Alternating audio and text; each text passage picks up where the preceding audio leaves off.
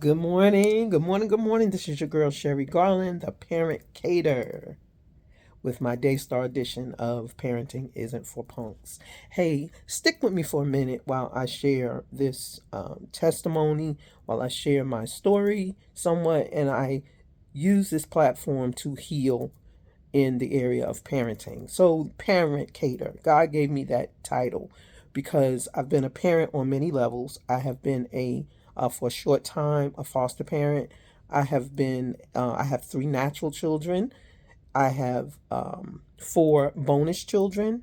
I have raised children part time in my home. I have been a surrogate of many children. And so, surrogate mother of many children. And so, that's the parent part. The educator part is I have been an educator for 33 years. I have taught elementary school, middle school, and I served as an administrator in the high school, middle school level, and even at alternative schools. So I've had a lot of experience with parenting and education, thus the parent cater. So I use my platform to give snips, tips, and clips about parenting strategies. And so with this Daystar situation, I've been really triggered. And so I had to pray. I've put up videos, taken down videos. I've struggled. And I'm like, God, do you really want me to be a part of this? But He is allowing me to understand the importance of getting this word out. And so I am going to stick with it this time. This video is going up. I want you to know that I love Daystar. I have followed Daystar for a long time. For those of you that don't know what Daystar is our current TBN, Christian Broadcasting Network, Trinity Broadcasting Network. Daystar is that those of our time now. So there are a lot of people that come through Daystar, like people I watch, Pastor Joyce Myers or Woman of God Minister Joyce Myers. So many people that I watch and see through the Daystar Broadcasting Network. So I'm thankful and I'm appreciative of Daystar. So I dare not use this platform to lambast them because what I want to accomplish, I don't want to lose anyone that could possibly be supporting either way. So there's a rift in the family where Jonathan and Susie Lamb, the children and daughter-in-law, the son and daughter-in-law of the owner of Daystar, Marcus and Joni Lamb. Marcus is now deceased, and Joni is remarried. There's a rift for several different reasons. Not getting ready to get into all that because the only thing I want to focus on are the parenting fails. So, with this situation, Joni and Susie have come forth because of some of the mindsets and the what they consider to be abusive tactics and mindsets of the ministry, and particularly in that it impacted their very young daughter who was school age, very early school age. And so you can look that up and find out. But what I want to point out today is how um, a situation that occurred that afflicted me because it really caused triggering in me. And some of you would say, well, how could it possibly trigger you? Well, I will say that I am a survivor of SA, which is an incestuous SA, and I am also a survivor of church or ministry abuse. Um, and so that platform is the one that's most sensitive to me because it's been 40 years, 50 years, 40 years since my SA, but it has been very recent my church or ministry abuse, and I'm still dealing with that. So forgiven, I have forgiven all, but triggering very. And so I'm kind of glad that I am um, still freshly wounded because I wouldn't be able to really identify as much as I do because I'm still going through my journey. So let me say this that disclaimer, Everything is alleged. There's nothing that has been founded yet. There are some substantial evidence in regards to videos, etc. Well, audios, not videos, but audios that we've heard that substantiate some level of um, evidence of abuse and abusive mindsets. And that's what I want to address today. I want to address how abusive mindsets can lead to abuse. What is an abusive mindset? Well, it starts very early. Parents who raise children, and I was one of those parents, so it's not a disrespect or a, shade on any particular person or anyone, but when we raise our children to be obedient to us in ways, and we use tactics that are manipulative of sorts. And somebody say, "Oh my God." Well, when you tell your children, no matter what I say you do, no matter how I tell, no matter what, and because I said so, those are manipulations, because basically what you're saying is I have to threaten my children in order for them to understand me. And even in our relationship with God, which is always our example, we need to remember that the Lord says, "Come, let us reason together." Now, as that's age appropriate, because as a baby, you don't reason with a baby. As a toddler, you don't reason with a toddler. What you want to establish in your children very early is to think, to think. So it's in conversations. When they ask you why, don't get mad because they ask you why. Tell them why and be very emphatic about it. Why do I have to wash the dishes?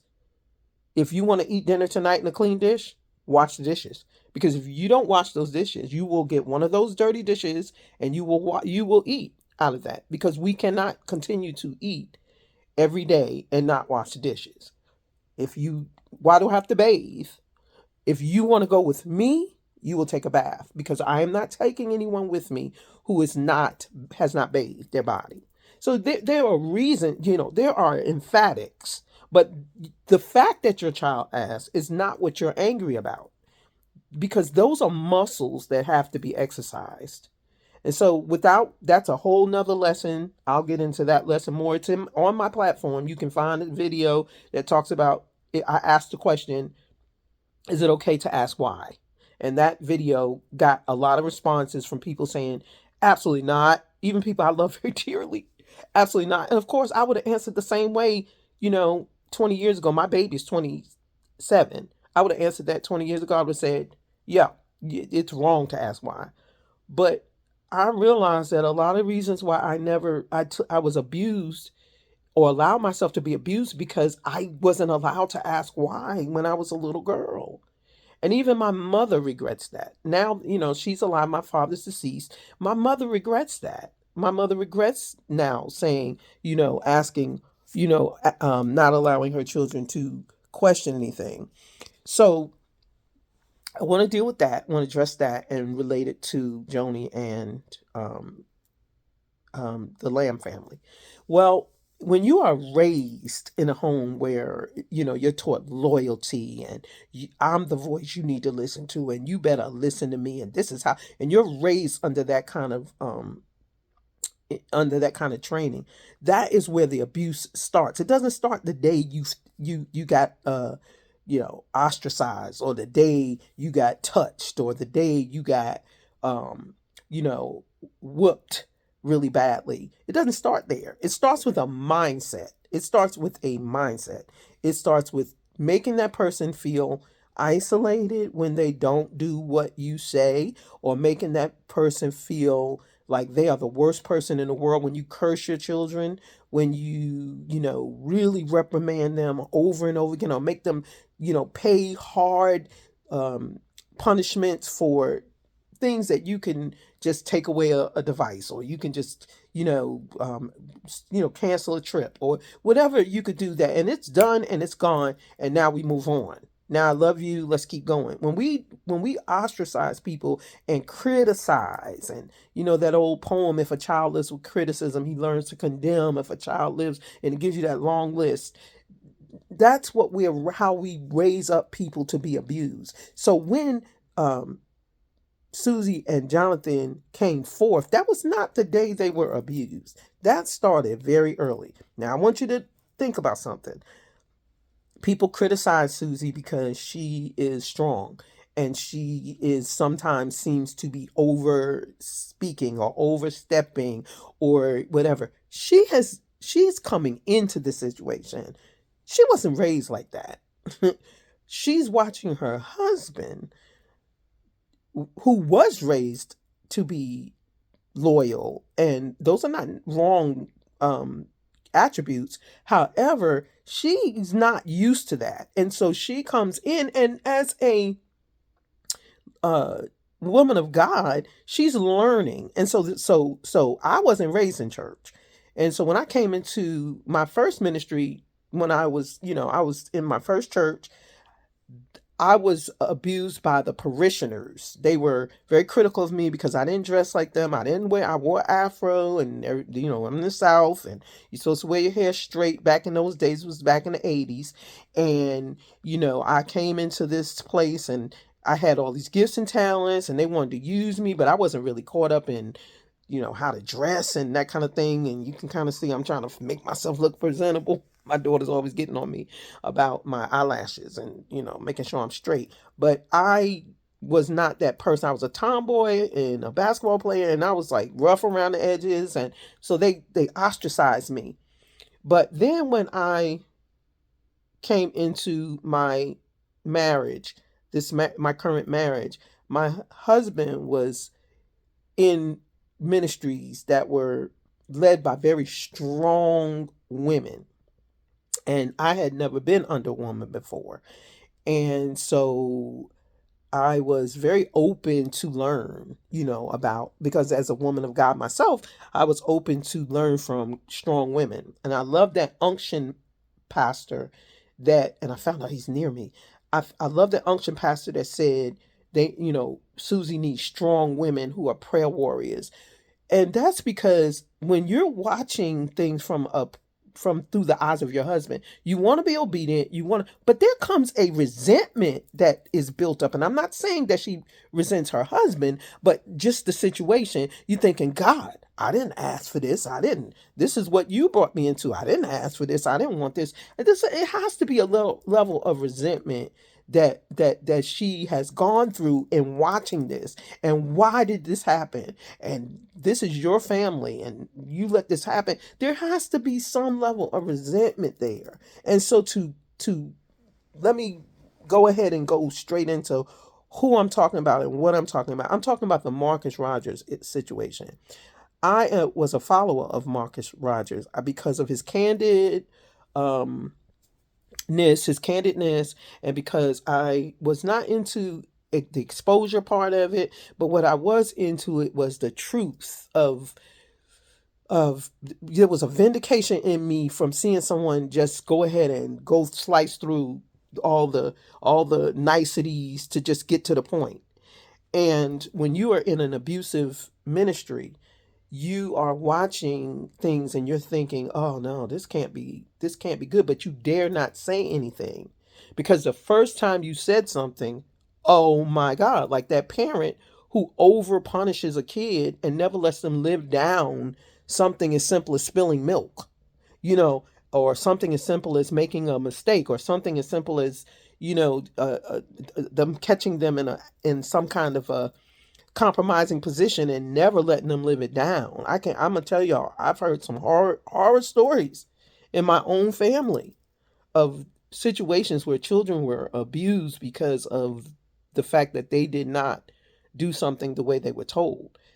So what I'm saying is the mindset of what Mr. Rogers did, I want to deal with that from a parenting perspective. So anytime you're under somebody for a short period of time, for a long period of time, You're subjected to them. You're submitted to them. If you allow somebody to come into your home and interview you, or you come into their set and your interview, you submit to the house. We learned that in ministry. You submit to the house that you're in, even as a visitor in a person's house. My mother always said, you don't walk into a person's house and go in their in their back room. You stay in the front and you wait to be invited. So when you come into a situation, Minister Marcus, when you brought Susie and Jonathan into your situation, or you went to them, they submitted to your interview. If they had just started talking over top of you and just saying what they wanted to say without your questioning, you would have not had you would have been upset. You would have been upset. You would have been like, whose interview is this? So you allowed them to spill their hearts out, spill their guts out. You did that. And then when they did that, you went and did what you feel like you had to do. Nobody is upset with you about that. But what you did wrong was you came back and you punished them for opening up, because you were trying to save your face. Like, you realized that you didn't give just due process. You realize you didn't give just prudence, or whatever it's called, where for me as an administrator, it's called due process. When you didn't hear both sides of the story, I don't have a problem with that. As an administrator, I've had to do that many times. I've had to say, I've given, one of the first things I learned was, you never make a substantiated statement when you don't know both sides of the story, because you're going to have to go back and retract. So I have no problem with that. But what I have a problem with is when you came back to the table, instead of you covering Susie and Jonathan, you exposed them again. Whether it was true or not is not the point. They opened up their hearts to you. And then you come back with a vengeance, with a statement like that, messing with the wrong one. So you re-abuse them. I hope you hear my heart. If somebody can forward this to you, I hope you hear my heart. You re-traumatize them. It took everything. Do you watch the body language of Susie when she's retelling the accounts? She's like, nippy. I don't want, and Jonathan is like, calm and trying to stay calm and trying to not to be emotional. And Susie's like, blah, blah, blah, blah, blah. Because as a mother whose child has been allegedly abused, and I believe that there was an abuse, as a mother, there is this revisiting. There's a revisiting of what you have been through, your own affliction, because you know the hell you went through in your mind, and you know the hell you went through in your body, and you know the hell you still go through when you can't have normal relationships, and when you are suffering because of things and mindsets you have, and you have to constantly not go back into that place of abuse and that dark place. You know what your child is going through, and you know what your child's about to go through. And so while Jonathan has been raised as a child that was taught to say yes to every situation, was taught to be loyal, obviously Susie wasn't. And so she's watching life through her husband's eyes. And sometimes when I joined these churches that my husband was a part of, I saw it, but I wanted to be faithful to him and to the ministry. And because of that, I was given those same kind of verdicts. She's too strong. That's what his first pastor said. Your wife got too much. She need to, and this. And I promise you, I was one of the most humble parishioners, but I was truthful. And when I saw something, I would question it. But because I was questioning the leader, I was ousted, I was ridiculed, I was publicly chastised, I was sat down, I was talked to ferociously, and I can only imagine that. And but this is the key. That abuser doesn't start off looking like abuse. You're subtly taught, be loyal. If I don't embarrass myself, don't you embarrass me. This is the cause we're for. This is all about this cause, and we got to stay faithful. God's going to bless if we stay faithful. It comes like that. And then when you start rocking the boat, Instead of them taking the splashes and taking the waves and letting it hit where it hit and cleansing what it needs to cleanse, you get kicked off the boat. And now all that can happen and all that will happen, and I'm here to tell you that it happened, is that they will drown because they would not adhere to the warnings and heed and take heed to the warnings. So I'm going to close this out today by saying, Marcus Rogers, while you still have breath in your body, God, to God be the glory, you have a chance to repent for real. And I'm not saying this, if you don't ever repent, I love you, but it's just that from this perspective, don't re-traumatize. Don't re-traumatize abused people. And like the unction pastor said, you really don't know abuse or understand abuse if you don't understand the mindset of an abuser trying to always please somebody. That's what happens. So if you see them doing something that, and you say, oh, they was hanging around with 13 years of my life, and still 13 years of my life doing what they say, running behind them, although being abused. And if you heard some of the abusive things that I went through, you would not believe it. But just like an abused woman, you can scream, get out. You know, girl, why you ain't gone? But that mindset has been pressed upon them that I won't do it again. This is for the cause. If you just stick with me, I will be all right. And an abused mindset has already been planted from childhood.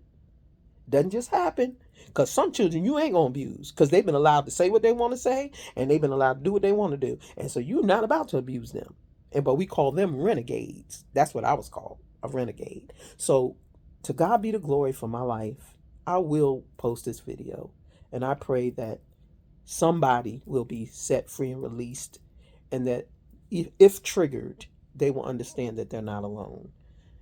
Jonathan and Susie, I am praying for you, and I will continue to fight with you, not against Joni. That's not the fight, but I will fight for your child to receive the justice that you all need in order to move forward, and that God will bless your lives in an amazing way. I believe you'll be great pastors. But the one thing I want to say to you all is stick together. God bless you. Parenting isn't for punks.